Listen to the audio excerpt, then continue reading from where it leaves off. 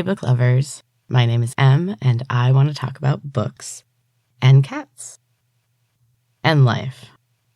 Welcome back, book lovers. Sorry again for the delay, but life just keeps on lifing, and at the moment, I'm just kind of holding on for the ride. I'm moving. It's been a consideration for a little while, but I was pretty convinced that I couldn't actually support myself and my boys on my own. And I have to say, some days I really wonder what my life would have been like had I not just let everyone else tell me who I was and what I could and could not do.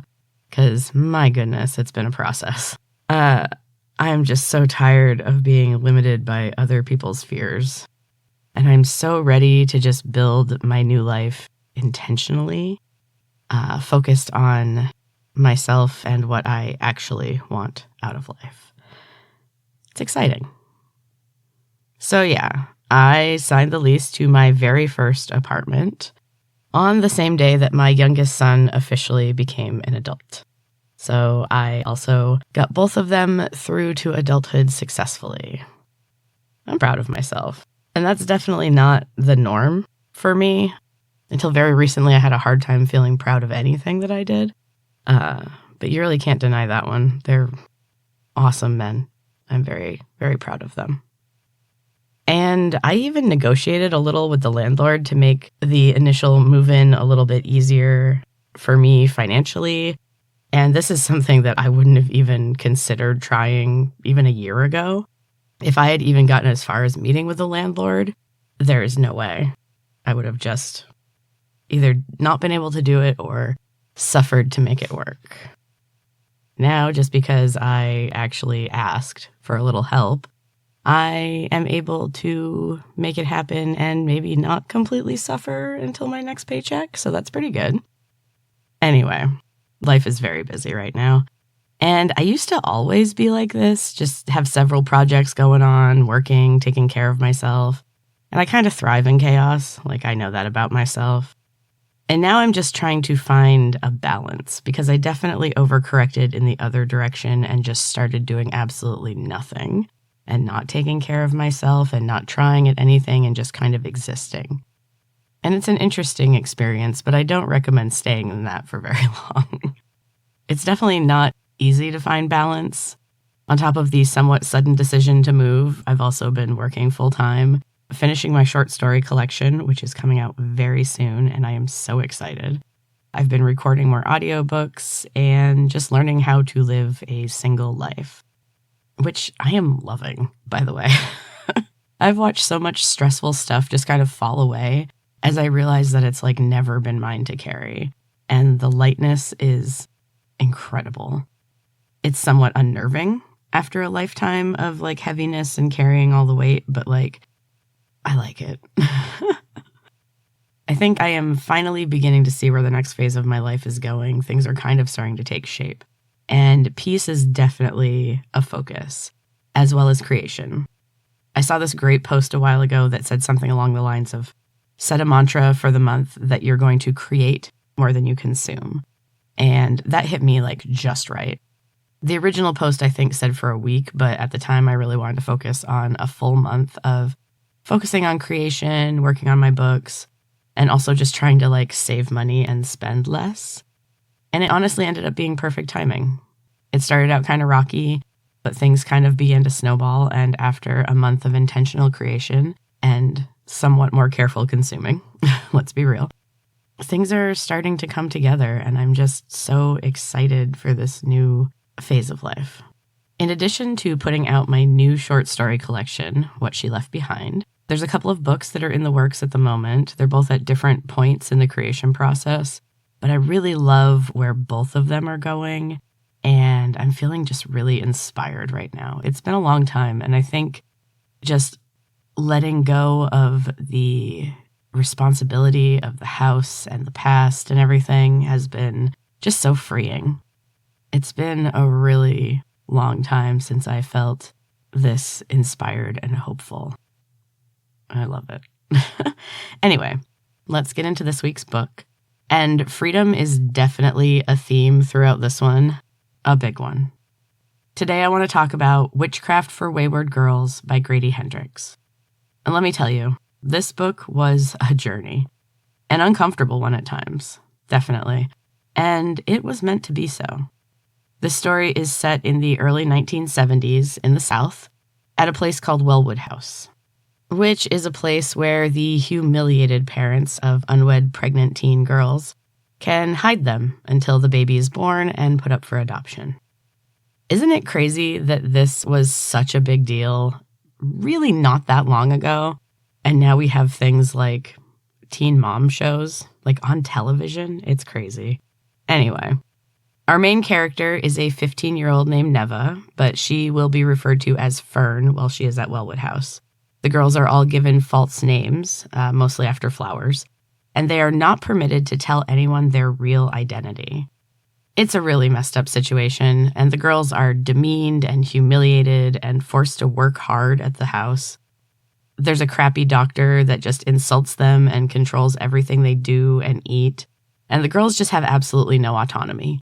They are barely allowed to interact with each other, though Fern does manage to connect with a couple of the girls, one of whom is almost completely silent and younger than the rest of them.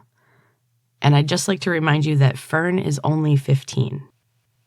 There is one brief moment of joy for the girls during their mundane week, and that is when the bookmobile comes to Wellwood House.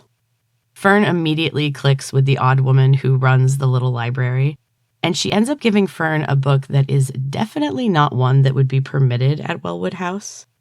It's called How to Be a Groovy Witch. And while it seems kind of silly at first, the girls try some of the spells and are amazed at the results. As the girls grow closer through their shared trauma and their magical practice, they share some of their history, including the stories of how they ended up at Wellwood House. And unsurprisingly, some of the stories are absolutely appalling. This leads the girls to try some of the harder and somewhat darker magic in the book. And while the spells do work, they soon learn that there is always a price to pay for magic. This book really angered me at times because of how terribly these girls were treated. And like I said, it was meant to do so. Grady Hendrix actually had 2 relatives who were sent to these homes, and they didn't talk about what happened until they were in their 70s. And this was after one of their secret children came and found them. Hendrix was so enraged by their stories and the overall treatment of these young girls, and he saw potential for weaving some horror folk magic into a story about one of these terrible places. And the combination works. The witchcraft part is handled fairly well. Like most fictional witchcraft, it somewhat aligns, but also has a lot of added pizzazz. No complaints here. I loved it. It was wild, and I enjoyed every second.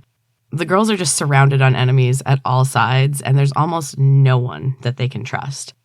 Ultimately, there is a battle for who will have possession of the babies, and it's just excellent. This book was a lot of fun while being disturbing, and the setting is painted so well. I really enjoyed it, and I definitely recommend Witchcraft for Wayward Girls by Grady Hendrix. He writes fun, engaging, and surprising stories, all of them with a dark twist. I have covered another of his novels, The Final Girls Book Club, which I absolutely loved, and honestly, I talk about that one a lot. That has been one of my favorite reads in a while. I definitely recommend that one too, especially if you love a good horror movie. Moving on to something else horror-related and also somewhat tangentially book-related, I want to talk about story-based video games. Just a little. I love this type of game. I am bad at modern video games. I am a child of the 90s. I grew up on old school Nintendo. I had the first Game Boy. Like, that's where I'm at, you know? I really struggle with some of these, like, first-person shooter things. I'm looking at the sky. I don't know what's going on. But story-based video games are so much more simple and fun. They're definitely not too complex for someone with my limited video game ability.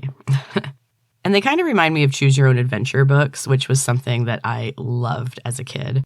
There was one that I vividly remember having that had a tower with like a skull on the top of it on the cover.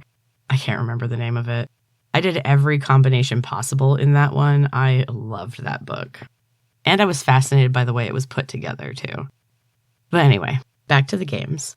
Recently, I have been playing a couple in particular, Little Misfortune and Until Dawn. Both games deal with severe consequences for the choices that you make, but they are very different games. Until Dawn is big on the whole idea of the butterfly effect. I also like that you can just play it over and over because there are like 250 different route combinations or something, and there's like 3 different main endings. You can end up with all of the characters surviving, none of them left at all, or really any combination in between. And honestly, it's kind of fun to set goals and try to save certain characters. My son and I have played this game probably like way too many times, but it is always such a blast. Little Misfortune is a totally different style, and it gives you a lot of info right away, though you may not catch it all if you're not fully paying attention, which when you're first starting the game and you're trying to take it all in, you might miss some stuff. And you know me, I love a good reveal, and this game has a really good reveal. I love the character of Little Misfortune, and I love a creepy narrator. You add in a black cat and you know I'm sold. This was a short game, but it was so worth it, and definitely one of my favorites for sure. Let's see, in Catland, I wanted to give some time to my boy Apollo in the last episode, but there has been another addition to the herd as well, which you've probably seen if you follow the Books and Cats Instagram. A customer at the dispensary came in a while back, and she said she had kittens who needed homes. They had been dropped off by a farmer who told her that he was going to kill them if she didn't take them. Yeah, there are guys like that around here. It's sick. So yeah, I couldn't say no, really. She brought in this little black kitten, a little girl with a teeny tiny white patch on her tummy. And she just snuggled in immediately. She is the sweetest little thing, and I just knew she was joining the crew. So we added Rosie. She is a spunky little black kitten who has been accepted so smoothly into the group and just become instant best friends with the 2 younger cats, Dozer and Apollo. They play so hard sometimes that it sounds like there is a grown man jumping around upstairs. My life right now is just becoming so beautiful and full of love, and I don't really know how to express how grateful my heart is. I'm getting to build this comfy, dreamy life and fill it with cats and writing and reading books, of course. As I said earlier, I am diligently editing my books right now. It's tedious and it is hard to find time and motivation. And it is hard to find the time and motivation to do it when I'm working so much and, moving. But I just can't let them go. They need to be shared. At the same time, I already have a news story that's beginning to percolate in the back of my brain. I just got this new idea today, and I think it's something that I can definitely expand upon, which is so exciting. You got to keep the flow going, It's nice to know that you have something coming next. I have been so busy with work and my crazy life this year that I kind of thought writing might be done for real. Again, I know. I am definitely overdramatic and tend to immediately jump to extremes. I can't take a break or have an uninspired period of time. Obviously, it's the end of my lifelong goal. Right. Calm down, Em. Come back to reality. Or at least come a little closer. Now let's do the quote of the week. This week's quote is one that I found on Instagram at Raven_Corvus_. They have some great quotes. This one is, I am just as passionate about my poisons as I am about my pleasures. May both be the death of me. And this made me pause when I saw it. I have always gone into things 1000%. Like I just said, I go to extremes. And that goes for good and not so good. And honestly, I have focused strongly on my poisons for most of my life.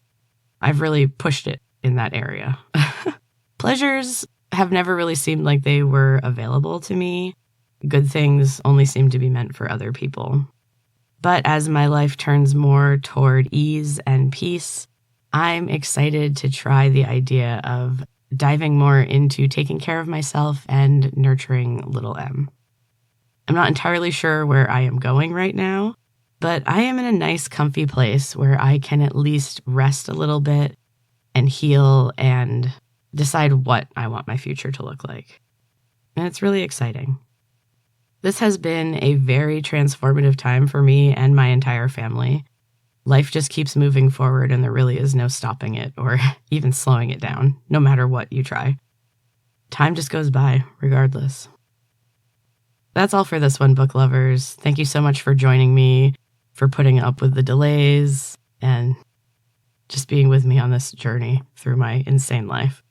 If you have any book suggestions, please send them to the Instagram at books.cats.pod, and hop on over to the Substack to check out my blog. There is going to be a lot more coming soon.